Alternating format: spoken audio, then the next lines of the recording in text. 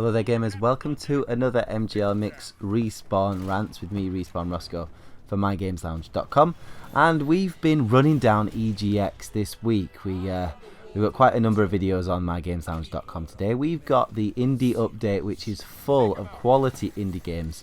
The EGX event was full of them, and we've got 10 of the best indie games that were there. There were more than that, but I've just picked out my 10.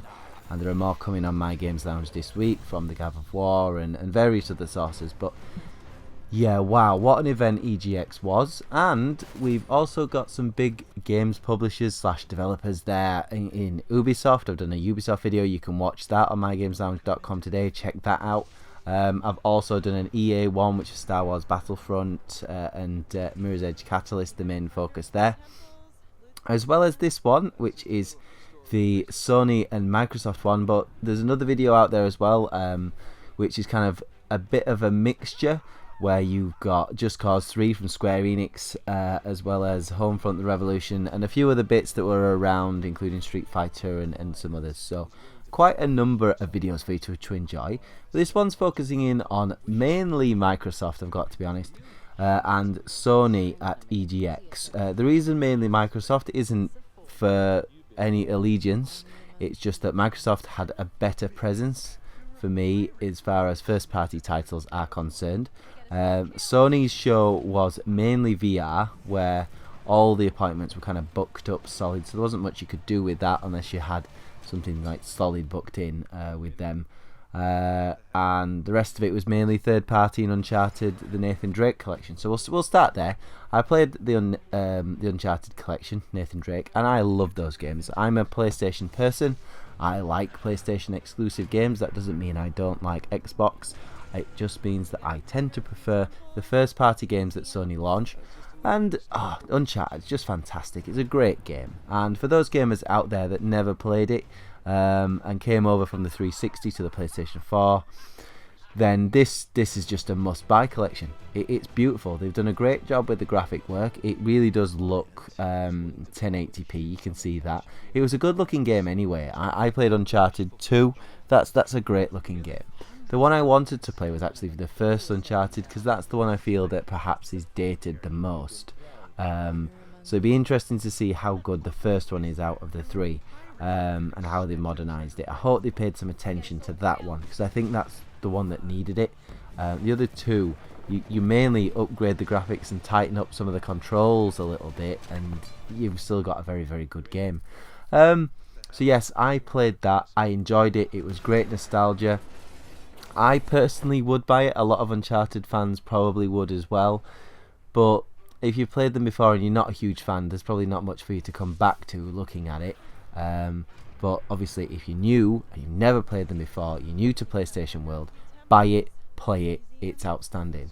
I have to admit, I think I'm personally a little bit disappointed with PlayStation this year. I feel like they've had a good exclusive in Bloodborne, they've had an average exclusive in The Order 1886, and that's being kind, and the other exclusives that they've had is Tearaway, which is a fantastic game, and the review of that is going out on mygameslounge.com.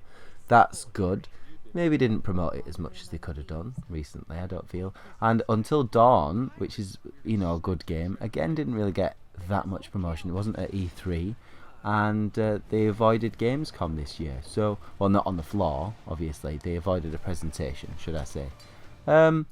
I feel like PlayStation are just using the third-party deals they've got. They've got some fantastic ones. They had a wonderful replica of Mad Max's car there at the event, and some really cool stuff. They had Star Wars Battlefront out in force, Metal Gear, Pro Evolution Soccer, FIFA. There were lots of good third-party games. Obviously, Destiny had a huge presence there.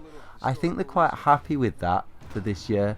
And I think they're ready for their big push in 2016. I think that's when we're going to see Sony. I think the PlayStation Experience coming up, I believe in December, that will be when Sony launch an all-out offensive to say, right, 2016, that's the year of our first parties. So, yeah, apart from third-party stuff, virtual reality, which makes me feel sick, which is why I didn't book anything, and yeah, a bit of Star Wars Battlefront, which is cool. Uncharted Nathan Drake collection. There wasn't really much of Sony there, got to say. It was there, it looked nice, and they had a good stage show. Oh, I will say this, Shadow of the Beast was there. Playing the demo of that. Now that was cool. That's a really, really good indie game, and that's certainly one to watch, Sony fans. I'm not sure when that's releasing, but I definitely will recommend that. There's a bit of gameplay for that. I'll put it on the video now so you can see Shadow of the Beast in action. That is a cool looking game. It's an old Atari game, I believe, and they're bringing it back. The guys that are developing it are doing a really good job so far. It looks great. It's really brutal. Good 2D scrolling indie type adventure. It's good. It's an indie game developer published by Sony, so it's still indie, and it's cool. Right, Microsoft straight across, but with a bit more of a convincing first party lineup, mainly because they have got a very strong first party lineup this year and going into next as well. Now, the first game I had to go on over there was the Halo 5 multiplayer demo. Now, I'm not a Halo person. As I said, I'm a PlayStation person, mainly because when the Xbox was in full force, I was out with first-person shooters. Didn't work for me because of my motion sickness. I'm much better with it now, probably because I'm older, my eyes are getting worse. But I went on Halo 5 and really enjoyed it, first of all. Really enjoyed it. Really good to play. Tight gameplay, good first-person shooting mechanics, nice choices on weapons even at this early stage. Had a chat to the 343 guys that were there. They were really nice guy. Had a chat to me about the game and how they really wanted to be careful with what they were showing off and what they were doing. They didn't want to ruin the story for anybody. They just wanted to make a really good impression with the multiplayer, and they did that for me. My only thing with it is, and I had a bit of a debate with the guys on My Games Lounge about this, was I said it played like Destiny, and I immediately got the, well, you know that Destiny plays with like Halo, really. It's chicken and the egg, Roscoe. I got a few the My Games Lounge crew pitchforks after me saying, "Oh, what you doing?" But that depends on your perspective, I guess. If you're not a Halo person, you're going to think, "Oh, this plays a lot like Destiny." If you are a Halo person, obviously you know that Destiny, Bungie, they're all kind of wrapped up in this similar gameplay mechanic. I'm not saying one's better than the other because I want to reserve judgment until I see the final product. But I just feel like with Destiny out, maybe they could have done a little bit of, shall we say, something a bit different with Halo to make it stand out a little bit more from Destiny. Maybe it will in the final product. I just, that's what I got from it. I got, oh, this plays a lot like playing Destiny because I've just come off doing that, obviously. So yeah, that's my only worry with it. It has a new competition that it never had before. Now, Destiny's got massive critics. It's a game that's proven it needed a complete rewrite.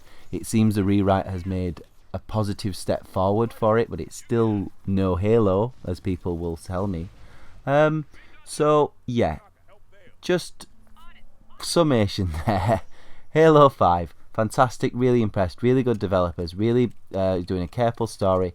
You get to play the Locke story and the Master Chief story side by side and find out what happened, and they want to protect that. They want that to be, a good thing about the game. There's tons of multiplayer to enjoy. It looks good. It just, obviously, Destiny's presence over the past year and its relaunch means that it has got a kind of a very similar market audience already in your Destiny fans out there. Now, my game, Rise of the Tomb Raider. As I said, I am an Uncharted fan. I love Uncharted games, and the nearest game I've ever played that got to Uncharted levels of quality at times was the remake of Tomb Raider. Now, playing the Tomb Raider demo and getting to control Lara Croft again is just, it's brilliant. You can tell they've stepped it up for the new generation, even on the old code that they used there. It's a short demo. It's only about 6 or 7 minutes you get to play, but there was a bit of combat in there. It was the same kind of things as before, a bit of stealth. She seems a little bit more, because of the events of the first one, Lara seems less, shall we say, green about the whole situation. She seems a bit more like a professional in this one, which is logical. It takes that logical step forward, and it looks really great. It plays so well. The animations that they've used, you can just see that things have been like motion captured. You know, I've seen some like behind the scenes footage where they've got like all the motion sensors on Camilla Luddington, who does the voice and acting for Lara Croft in the game, and you can just see that in every way it moves, every way it looks. The setting's fantastic, and I just genuinely cannot wait for Rise of the Tomb Raider. I believe personally that is the game for me, but Halo 5 does look exceptionally good as well. Don't take anything away from that, but it depends on what type of game you want. That's the good thing about Xbox at the moment. It used to be, if you didn't like first person shooters, there wasn't really much out there for you. You know, Gears of War was a good third person shooter, but it's still kind of a shooter. And they've obviously got Forza 6, which is a 10 out of 10 game as far as My Games Lounge is concerned. But they've now appealed to a slightly more different audience, bringing in Tomb Raider as their exclusive this year. So if you're not into shooters, you don't necessarily want to go out into the world of Fallout, who were there a little bit. There was nothing actual Fallout gameplay there, but the guys were there handing out not Pit Boys, I always get it mixed up, Shelter Boy, I can't remember his name, sorry, but they were handing out masks of Nuke Boy or whatever he's called. And yeah, that was a nice touch. And there was Lego Dimensions there, as well as, like I said, Forza 6 as well. But no, generally speaking, Halo 5, Rise of the Tomb Raider, living up to expectations, making a really good show of things at EGX. I will point out, like I pointed out in all these videos, that the code that we get to see at the UK one is the oldest code available, because it's already been made for E3, for Comic Cons, and for Gamescoms and all the other conferences that have gone on over the summer and even in the spring. So we do get quite old code when it comes to September. You've got code that might well be going on towards 9-10 months old.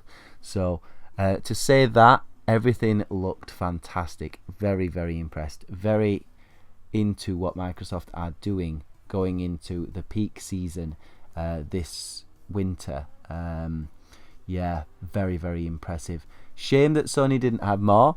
I have been left disappointed with Sony. I know there are a lot of Sony fans out there, and Sony have got a lot of stuff coming.